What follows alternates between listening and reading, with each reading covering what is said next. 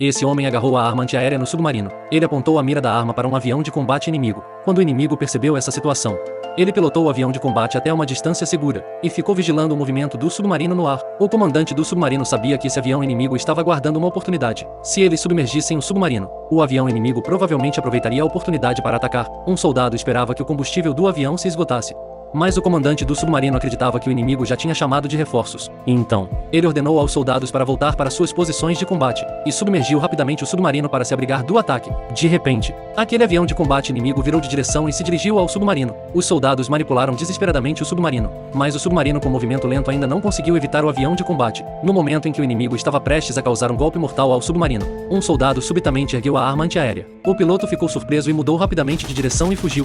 Mas era tarde demais. Esse soldado conseguiu abater com sucesso o avião de combate inimigo.